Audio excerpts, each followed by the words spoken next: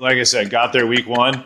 Week 3, got invited over to his house for crab legs. You couldn't imagine how stoked I was. No way. Swear to God. I was I love it. He probably knew just how to cook them things. And that's the thing. Like, he knew. Like, you want to come over? Yo. Crab legs. Yeah.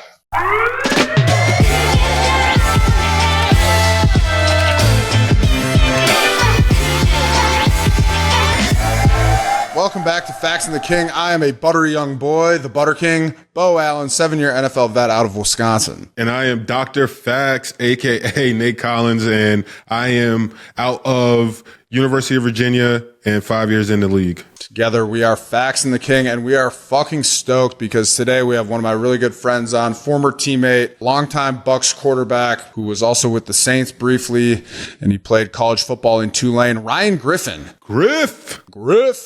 Super excited for him to be joining us. We're going to talk, his career at Tulane, some of his time with the Saints, and then some NFL stories, some quarterbacks he's played with, Tom Brady, Jameis Winston, some great names.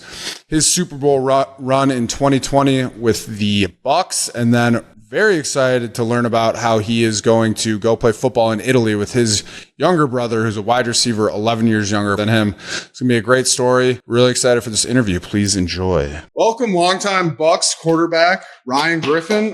Good friend of mine. I've talked about him on the pod. First live in-person interview. Monumental. Welcome. Yes. Welcome. So we can get nice and cozy. We are nice and cozy right now. Yeah. So Griff, first question I have for you is, why exactly did you decide to name your firstborn son after me? I went off the pod. Just get up. Walk out. I did not name my firstborn son after you, but I will give you credit that you didn't ruin the name. So whenever you have a kid, as I'm sure a lot of people know, like, there's a lot of names that you like, but your partner is usually like, no, I know a Bo that's an asshole. And we didn't know any Bo's that were assholes. Wow. Look at that. You want to hear a funny story, Griff? Yeah. Me and my girlfriend, we just had our first child. It ended up being a girl. And we were really thinking we were going to have a boy. Yeah. And we had a boy name picked out. And the boy's name was going to be Bo Allen Collins with the X on the end of it.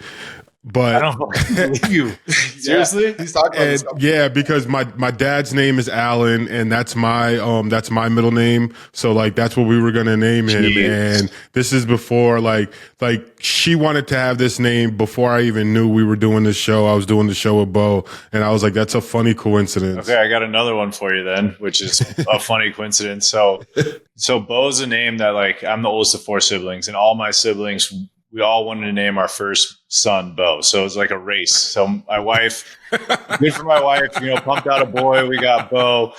But my sister married my college roommate from Tulane, and his last name is Allen. So if they would have had a boy, it would have been Bo Allen. What a name. The Bows. The Bo tricks. It's the Bo tricks. Yeah. Okay, Griff, I got a couple of Tulane. So Griff was a college quarterback, played at Tulane recently. I went to Tulane, spent my first time at Tulane, first time in New Orleans, really. And Griff showed us an amazing time. His whole family was out there. And then you went from Tulane to the Saints. So I kind of want to talk a little bit about that, Griff. What it was like playing quarterback in a city like New Orleans at Tulane, and then immediately undrafted free agent and playing for the Saints. It's pretty cool. I mean, I equate it for you guys. Just imagine playing professionally in, at Madison. Yeah, or Green Bay. Yeah, or Green Bay, or, I don't know. Nate's from New York. Yeah, okay. But I mean, you went to Virginia, so like playing for the Redskins or something, but it was literally that city. So I went from slumming it during Mardi Gras, walking 5 miles a day, to getting a driver to be able to take us to events. And then you're doing these pole greasing events, and then you get a balcony for doing it, and I was the kid groveling on Bourbon Street, just a year prior. So obviously a lot more fun, and a great experience for a couple of years. Yeah. Oh, preview. I think, isn't the Super Bowl in New Orleans next year? I think it is. Great place to go for the Super Bowl. Seriously. I've only been out there once. What's your thought on beignets? Because I seem to think They're a little overrated. I can understand why you'd say that, but I think you have to go to Cafe Du Monde and then tell me that they're overrated. Especially at like 2 a.m. Yeah, I was going to say, just like a good night of drinking. I had it from there, bro. It's a bag of sugar. It's so much sugar. It's everywhere. We're a sugar pod, Fax. Come on. Okay, so New Orleans, they love their quarterbacks, and Nate is a huge fan of a certain New Orleans quarterback that we've talked about on the pod a couple times. It's actually his birthday today. Is it today? Yes, Jameis Winston, J-Boo. Nate, I figured you might have had a question or two. Prematurely. Really? You texted him yesterday? I'm surprised you didn't call me out on that. That's funny. I've loved Jameis Winston since college.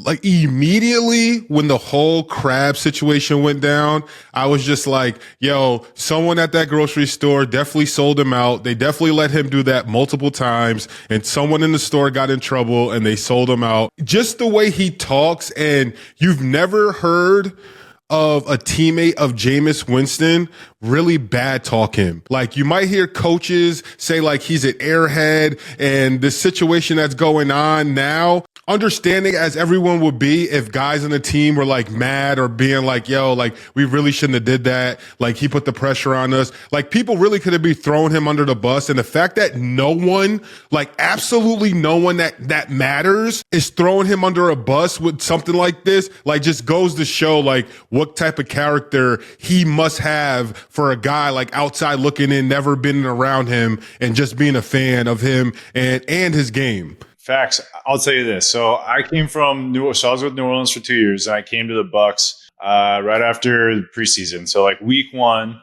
and I get to the Bucks, and I'm like, okay, like I know the story of Jameis from college, and like what the media portrays him as. And the first meeting,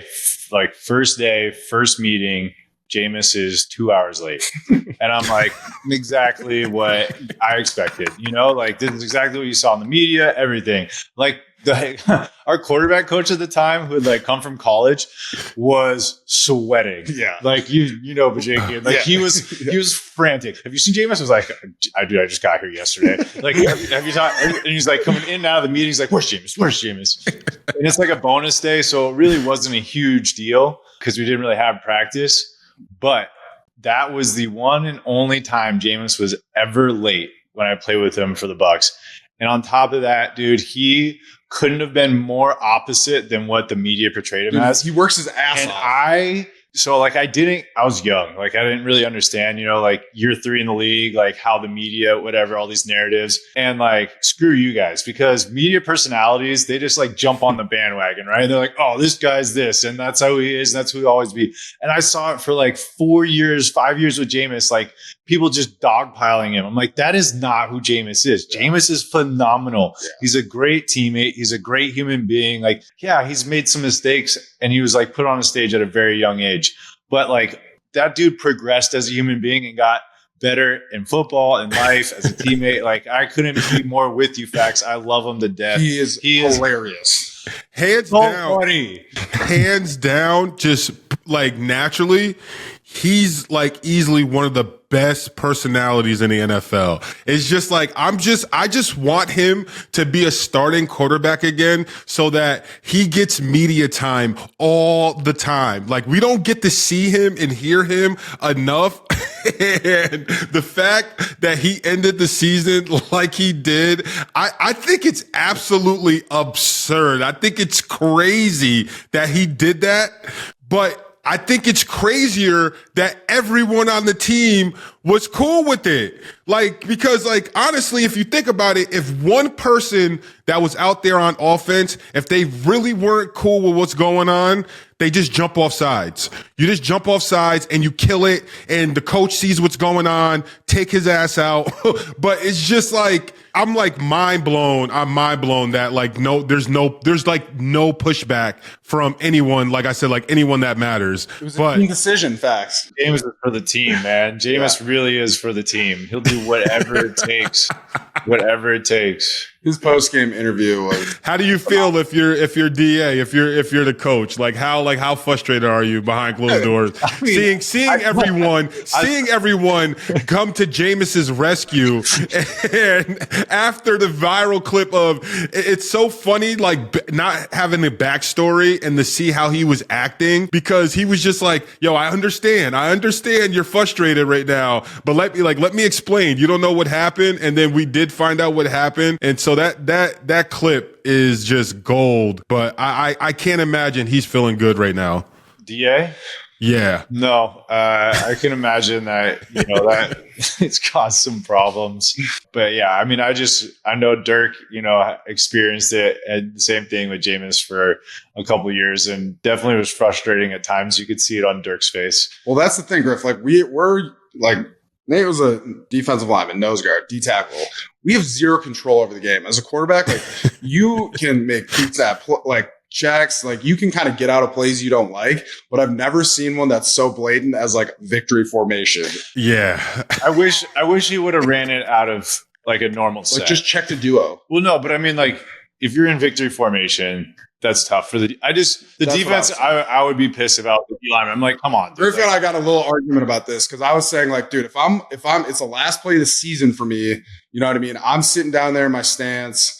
Nope. I'm not even in. Always ready. Not even in a stance. Bro, no, always ready. I'm a guy, bro. You have to be always like for real, like for that reason, for this reason, like exactly. It's just one of those things where like on all those plays in my head, I'm like, yo, this is a fake. Like whether that, like I'm the guy that's just like firing off the last play. The O lineman's like, come on, dude. Like unfortunately, I literally was that guy, and it's just like that stuff never happens. But in the back of my head, it would be something like this, like see, like, and for Jameis, the beauty and like the deceptiveness of the whole thing is this play doesn't work if he tries to do it in any other formation. The coach calls a timeout or they see what's going on and they're like, no way. Because if he doesn't do it like he did it, the play probably doesn't get off. And the fact that they ran it out of like literally the victory formation is just unreal. There are guys like you, Fax, that you're in victory and a guy fires off the ball and you're like, what are you doing, dude? Bro, we're just relaxed. Just take a chill pill over there, Fax. All right, it's the end of the game. I promise 99.9% of the time, a knee is happening. Yeah. No. See, a guy like me, I would have been right over the center. And imagine if I fired off, I could have caused a fumble. I could have made that whole thing a spectacle. You could have been the whole thing a spectacle. Feel a little bit good getting out of that rivalry game after getting your ass whooped. I'm the kind of guy where if you're the O-lineman, you just tell me, hey, we're trying to get this guy a touchdown. All right. All right. Wait, one more thing. Yeah. Going back to Jameis. Yes. Like I said, got there week 1. Week 3, got invited over to his house for crab legs. You couldn't imagine how stoked I was. No way. Swear to God. I was my he probably knew just how to cook them things. And that's the thing. Like, he knew. Like, you want to come over? Yo. Crab legs. Yeah. Jameis, if you ever see any of these clips, bro, if you want to come on to the Fax and the King, you could talk about whatever you want. You can promote whatever you want. Like, come kick it with us, please. Please. And happy birthday, bro.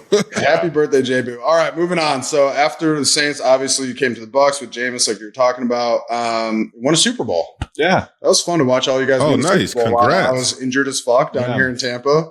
Got wasted. Very happy for you, though.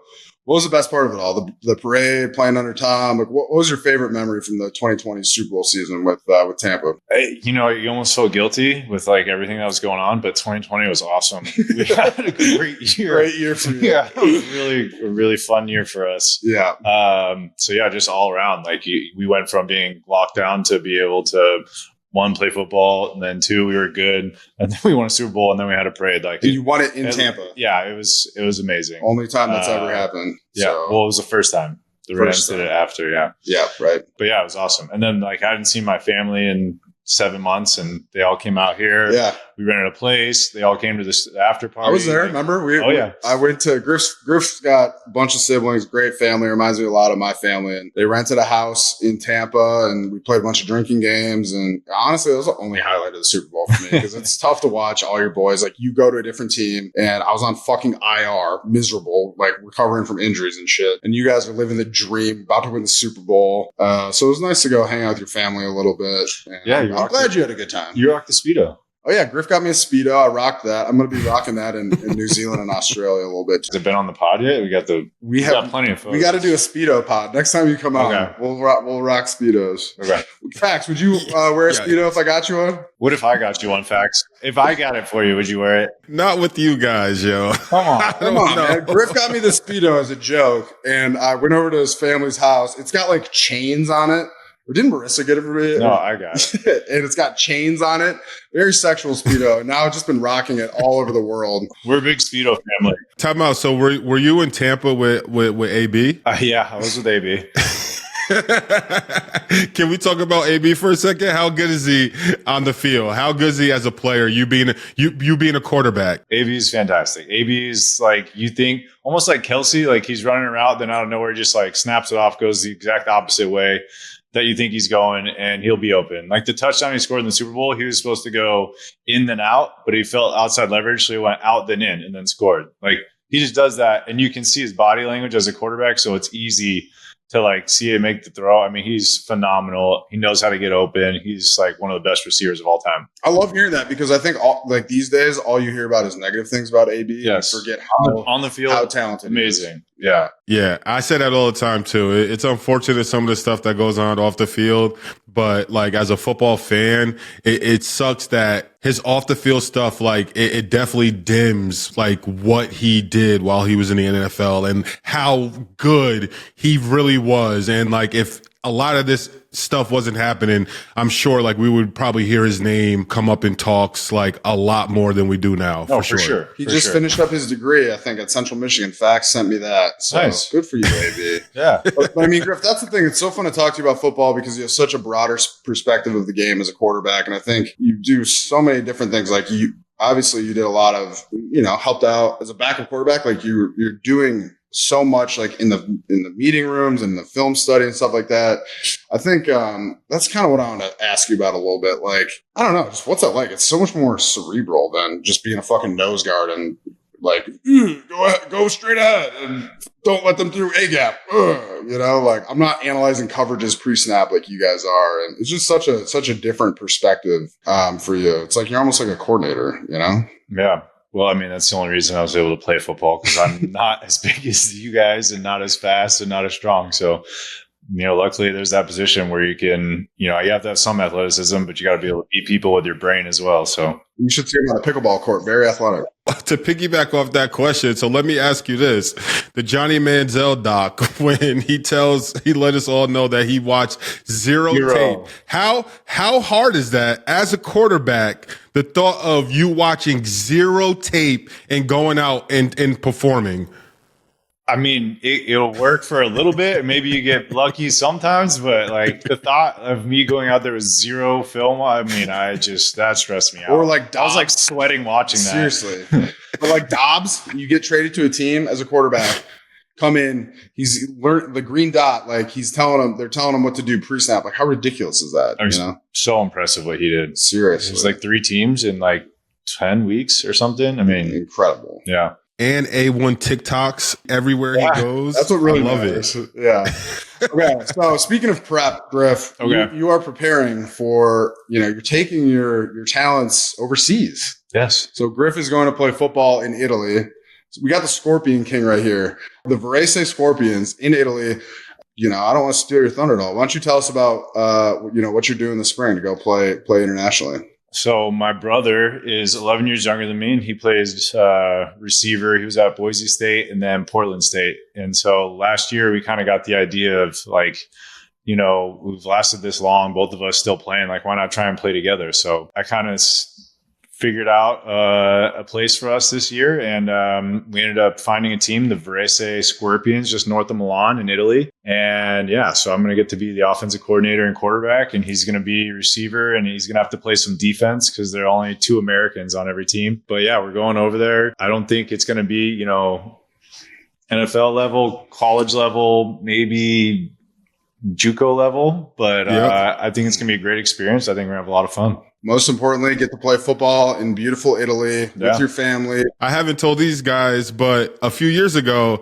I had got offered to be a potential player coach in Naples. Brennan Schmidt, who went to UVA and he played in the league for some years, he had did it years prior, and then they had asked him if you knew any guys that would be thinking about like doing it. It seemed like it would have been fun. But my biggest thing thinking about it was, are you worried about the language barrier? No, not really. So I've been talking with guys on the team. So the head coach is American, but all the other coaches are Italian, and their English is kind of spotty. The younger guys on the team actually speak pretty good English, and they've said that the 60-40, the team knows pretty good English. So as a whole, it shouldn't be that hard to communicate with the guys on the team. I'm hoping. I don't know. We leave on Sunday. I'll find out. Unspoken language of football, man. All you got to do is shove your hands in some dude's ass and he'll snap the ball, No, those guys are going to be motherfucking you in Italian. Oh, for sure. Yeah, they're already fucking with me. Some guy asked for my number, like, oh, it's cool if I wear 4, right? I'm like, you play center. Sure. Whatever you want. So, like, I like it. They're already fucking with me. I'm like, cool, this is what I want. It's like a real team. But yeah, it's like you were saying, I just think, like, if I could pitch it to people. I mean, like, if you're coming out of college, I don't know why you wouldn't do it. Yeah. And unless you could play professionally in America, you can go work whatever job you're going to work for the rest of your life. This is a chance to go for a year. And so we have an 8-game season, and then we have the playoffs. We'll be there for 6 months. I would love to stay more. I'm trying to get a job when I come back, so we probably won't. But why would you not go put the pads on one more time, meet some cool people, travel the world, have some great life experiences? And yeah, you're not making money. We're not making money going over there, but that's not what it's about, That's what I tell guys all the time. I went to the CFL. After I tore my ACL in the league, it's one of those things where if you still have that itch to play ball, you can find places to play ball and make some type of money. But also, like you said, take it for the experience. Go somewhere, you go out the country, go somewhere you probably usually wouldn't go. Go be uncomfortable somewhere, but be able to play ball and live life and do some fun stuff. Cause the opportunities are kind of endless now. Football is kind of getting popular enough in enough countries and places where your football dreams don't necessarily have to be over. If everyone doesn't make the NFL. The NFL is very, very hard to make, but there's a lot of other opportunities where you can probably have a really, really good time and probably a better experience than you probably would have if you were in the NFL. Yeah. And it's once again, not there yet. Don't know how it's going to be, but I've traveled to Europe. I've traveled a bunch in the off season. This is totally different. We're going to get to live there. I'll actually know local people. So your experience of traveling is way better. So it's I'm imagining it's going to be a lot better than just traveling for 2 weeks, because it's I'll meet guys and have friends on the team. They'll tell me where to go, go over to their houses and have home cooked meals. That's the stuff you don't get when you go, if you go to Australia, right, to go party your face off. Yeah. That's not a cultural experience. Try it, Mike. You got to get Griff's autograph now. What if Griff goes there and just he becomes the Bill Belichick of Italy, Italy football? No, Mac is really going to be the star. Yeah, my brothers. How many times a game are you going to feed Mac the ball? He's going to get unreal targets. Yeah. Maybe 20 a game. Yeah. And I actually want to talk a little bit about the football itself, because I've watched the tape. Griff and I were crunching some tape of the Scorpions earlier. He was getting a little bit of a defensive perspective for me, but I just want to know what you think. What are you anticipating the biggest difference going from, the NFL with guys like Tom Brady, J-Boo, and now you're going to Italy and playing with only 2 Americans, or, you being one of them, and Mac. What's the biggest difference going to be? Well, we only practice twice a week, and we practice from 9 p.m. to 10:30 p.m. because everybody has jobs. So I'm not anticipating the like detail level being very high because it can't. Right. You know, you just don't have the time to work on it. So as the offensive coordinator, I'm trying to just keep it simple and then be able to do things like on game day, you know, like slight change ups where everyone knows the base, like offense, what we're doing, and then just minor adjustments is kind of the plan. Yeah. Scout team cards. Yeah. Like seriously, like why not? Like on the sideline, maybe we get a whiteboard and be like, hey, this is the play we've run. Now this guy, you're going to do this. You know, like drawing up plays in the dirt is a real thing. Yeah, but you saw it. Language barrier. You saw it with Jameis at the end of the game. You know, like you line up in a formation. Maybe you make a little check. But yeah, the language barrier might be an issue. I don't know yet. You should incorporate that into your offense, the fake victory formation. All right. We'll look at it for sure. Well, I'm incredibly excited to follow you along. I'm going to go visit Griff and his family in Italy. Maybe you guys need a strength coach for a couple weeks. We get the boys right. Hopefully April or May, come out and visit you, and we'll do a little foreign correspondent kind of thing. We're definitely going to follow up. Yeah, we gotta find out how to get like DirecTV have like a NFL. We're YouTube. Yeah, you can find us on YouTube. But like I want to look up the teams, all their records. So like, are you familiar with all the records that you have to break? Oh, no. I think the team's been around since the 80s. Okay. So decent length. This is their second year in the top division. Like I think there's 3 divisions, and they won the second division 2 years ago, and then they got bumped up. I don't know if it's like relegation in soccer, but I have no idea what the records are, what any of that stuff is. People, my friends and family keep asking for like, where's the team store? I'm like, let's get a jersey. I don't think there's a team. It's not. I'm going to have one made. I'm going to have an RG. Are you wearing 4? I think so. I'm going to have an RG4 Skorpions jersey. Scorpion King. If you need a marketing guy, holler at Dr. Fax out there. We can get you some merch going. We can get all those family members some stuff. Hey, we can work it out. Nate had a clothing line with Victor Cruz back in the day, so he can make you some merch. Shout out to Young Wales. My friends have been, the scorpion emoji on your phone. Yeah. They've just been using that and putting it on like hats and shirts, and they like got. I love it. For Christmas, like we had like scorpion gear. When I was in Chicago, like, and the emojis came out, I had made a shirt, a bear down shirt, and it was just like the iPhone teddy bear emoji and then the down. And I made shirts, and like a bunch of people on the team, I thought it was so corny, but a bunch of dudes on the team was like, yo, let me get one of those. And I made a bunch. And it's just funny, like how far emojis have gone. But the scorpion emoji is dope for sure. Okay. Well, excited to follow along, Griff. I want to talk a little bit about the big game last night. The national championship last night, Big Ten victory. Kind of happy for Harbaugh. You know what I mean? Like, I'm kind of a Harbaugh guy. He's fucking crazy. I love it. Asterisk. Fax was pulling for the Huskies last night. I don't really know why. But, Griff, just like I was saying earlier, it's such a different perspective watching the game with you. I know you've seen a lot of Penix, McCarthy. Just kind of wondering what you thought of those two in the game last night. I thought they did fine. I didn't think like McCartney did particularly well, and neither with Penix. He looked a little banged up, honestly. Well, Penix he got banged up at the end. Yeah. He got stepped on his ankle, and then it looked like he took a shot to the ribs. But I don't think Penix played bad, but I think he would have had to play his best game or one of his best games, kind of like he did versus Texas, for them to win. They got some dogs at receiver at Washington. So I was kind of expecting them to be able to move the ball.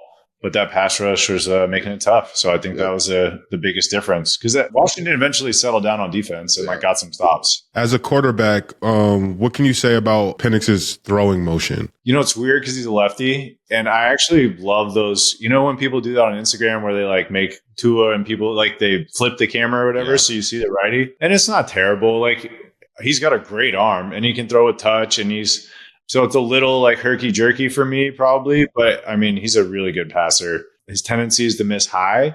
So I think a little bit of that is he wipes a little too much, and I think if he just finishes more at his target, I think he'll be even better passer. All of it. We're getting technical here. Watch out. You don't want to wipe too much. Because as someone who doesn't know about like throw motions, I tell you one thing, that Texas game, even though that throw motion is unorthodox, it looks real good when passes are being completed. But last night when he was throwing picks and incompletions, for some reason, it doesn't look good. But like you said, like we've seen on tape what he can do, but also just knowing on the other hand, when it gets bad, it didn't look good. Okay, Griff, talking about college quarterbacks, talked about Penix, McCarthy, obviously because they played last night in the biggest game of the year. Just wondering which quarterbacks you are most excited about for the upcoming draft. Like, I mean, how can you not be excited about Caleb? He's effortlessly accurate. You know, like there's no, like you talk about throwing motion, like he is fluid.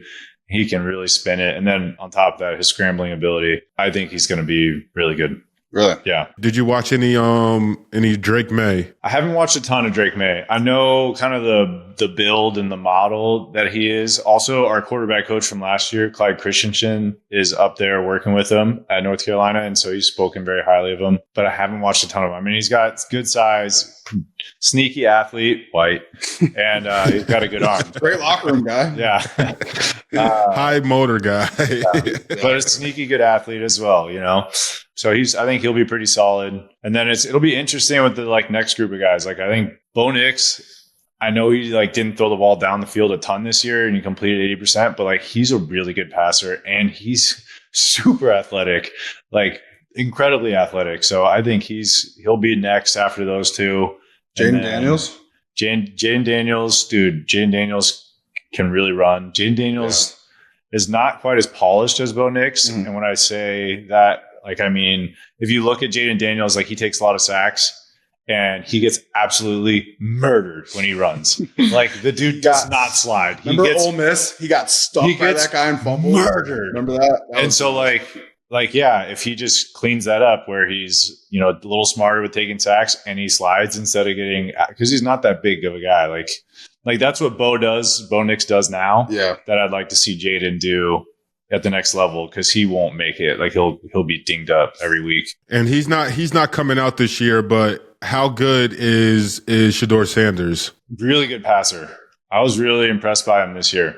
Not watching anything from Jackson State, you know, and they struggled up front, which dude, it's so hard as a quarterback. That was the next thing I was going to ask is just like when you don't have a stable O-line, how hard is it as a quarterback to kind of really showcase your talent? I mean, you got to be incredibly quick, like get the ball out so quick. You can't hold on to the ball. Like it's really, so to answer your question, it's like nearly impossible. These are all things that Griff is really preparing for time in Italy. Yeah. So you got to get that ball out really fast or move the pocket or do something. But I mean, I thought he did well. Like you say, like not a stable line. Like he had pressure every play. Yeah. Like so he was the most sacked quarterback in the NCAA last year. Yeah. And he's not a Dion athlete, you know, he's good, but he's not like that. So he needs a little bit of time in the pocket to just get the ball out because he's a good passer, but he didn't get that. Can we talk a little bit about Stafford going back to Detroit? Yes. Jared playing LA? Bro, the storylines, the script is great. Yeah, great. Amazing. Script. Yeah. Yes. Amazing. Tyreek going back to where they didn't want to pay him. Yeah. Yeah. I mean, I know you're a big fan of Stafford, right? I feel like we've talked about it in the past. Yeah. Like, what is your favorite thing about him as a player? Dude does some crazy shit at quarterback that you shouldn't like. Really? He legit throws no look passes. Yeah. Like looking here and throwing there. Like, yeah, it's so fun to watch. Like you probably shouldn't do that, you know, all the time. But I mean, that's just the kind of arm talent he has. So whenever you see people like him and Pat Mahomes and Aaron Rodgers, you're like, you can't not watch. Like I have to watch when that game is on because they do stuff that you just don't get to see very often. Yeah. Well, cool, Griff. From everybody at the pod, thank you so much for coming on. First in-person interview, and I think it went lovely. I think you did too. Great. It's very cozy here. I know, yeah. Thank you for having me, Fax. Thanks for taking the time, man, for sure. Yeah. I know how it is having a newborn and moving around and new schedules and everything just being new and kind of like off script. So I appreciate you giving us the time. No problem, man. And send me your address. I'll send that Speedo. You look like a double X? Yeah, maybe triple. Maybe triple? Okay. I got you. Speedo Pod. Speedo Pod. Come From on. Italy, maybe. We'll come by Italy and just sit around the illustrious practice facility that you guys undoubtedly have over there. I'm sure you're excited to get acquainted with it. And we'll do some foreign correspondence. Follow up with the Skorpions weekly and Speedo Pod. Scorpion Pod. Scorpion Pod. I love that. Scorpion King himself. Yo, Griff, appreciate you coming on. And everyone, make sure you guys tune in to Fax and The King every Wednesday on all social media platforms. Remember to like, comment, and subscribe. And thank you guys for tuning in.